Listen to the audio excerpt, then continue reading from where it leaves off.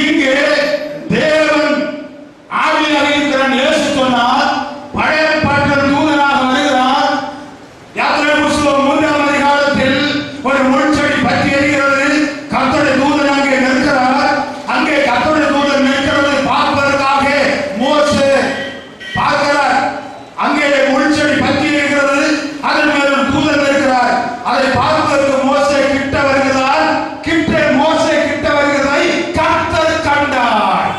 அப்பொழுது தேவன் மோசேயை நோக்கி, யாத்திரை 3ஆம் அதிகாரம் 1 முதல் 4 வரை 6ஆம் வசனத்தில் சொல்லுகிறார், நான் ஆபிரகாமின் தேவனும் ஈசாக்கின் தேவனும் யாக்கோபின் தேவனும், நீ வா என் ஜனத்தை அழைத்து வா என்று சொல்கிறார்.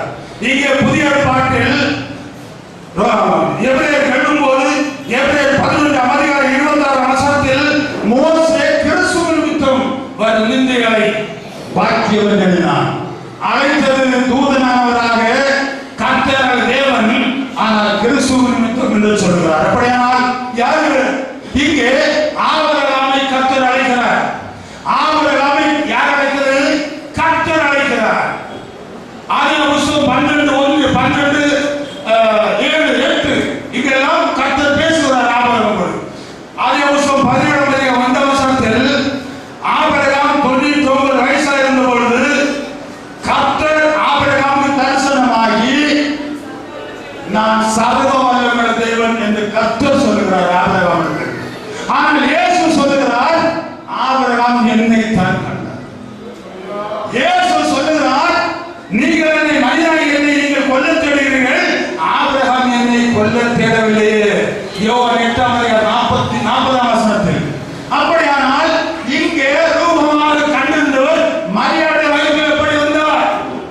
மரியாதை வழியா இங்கே ஆபிரகாம் தரிசனம் கொடுத்தவர் மரியாதை வழியா வந்து இங்கே நின்று ஆபிரகாம் என்னை தான் கண்டார் சொல்லுகிறார். ஆதியானவராகவும் ரூபமான செயல்பட இருவரா? பிதாவாகவும் குமாரனாகவும் செயல்பட இருவரா? மறுபடி சொல்லுவார்களா? சொல்ல வேண்டும். தேவன் தான் மாம்சத்தில் வெளிப்படுகிறார். இங்கு அப்போஸ்தலர்களுக்கு, இங்கு ஆபிரகாமுக்கு, மோசேக்கு, அந்த நியாயாதிபதிகளுக்கு, அந்த தீர்க்கதரிசிகளுக்கு வெளிப்பட்ட தேவன் தான் குமாரன் மூலமாக இங்கே வந்தார். யாருக்கு குமாரன்? இங்கே வந்தவர் தான் இங்கே வருகிறார். ஆதியான தேவன் இங்கே ரூபத்தை எடுத்து காட்டுகிறார். அவர்தான் இங்கே மரியாதை வயிற்றுக்குள் இருக்கிறார்.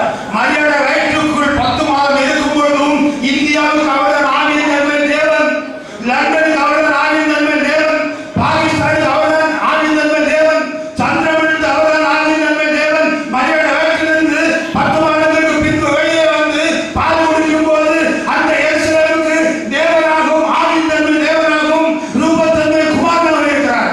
சுவிசேஷத்தை அறிவிக்கும் போது ஆவியின் நன்மை தேவன், ரூபத்தன்மை குமாரனாக இருக்கிறார். சிலுவையில் இருக்கும் போது ஆவியின் நன்மை தேவன், ரூபத்தன்மை குமாரன். குமாரன் இங்கு வரவில்லை.